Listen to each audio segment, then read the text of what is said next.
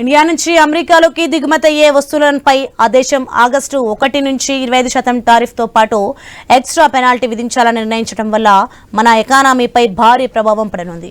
India జీడీపీపై $30 billion పైగా effect ఉంటుందని ఆర్థికవేత్తలు అంచనా పేర్కొంటున్నారు.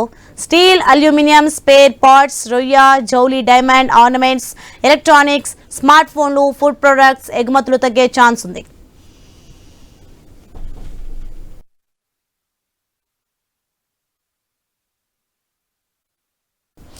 ఇండియా రష్యా నుంచి సైనిక సామాగ్రి, క్రూడ్ ఆయిల్ కొంటున్నందున సుంకాలకు అదనంగా జరిమానా వసూలు చేయనున్నట్లు ట్రంప్ చెప్పడం మన దేశ సంస్థల్లో అనిశ్చితికి దారితీసిందని ఎగుమతి సంస్థల సమాఖ్య పేర్కొంది. అమెరికాతో వాణిజ్య ఒప్పందం కుదిరిన తర్వాతే ఈ అనిశ్చితి తొలగిపోయి స్థిరత్వం వస్తుందని భావిస్తోంది.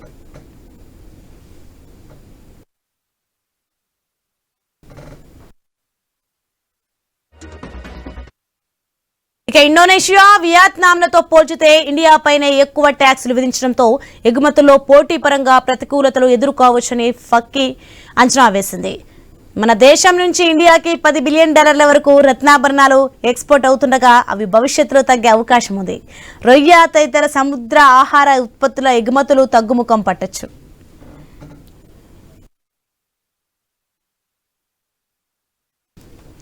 అమెరికా తాజా నిర్ణయం మన జౌలి పరిశ్రమ పైన కూడా పడనుంది.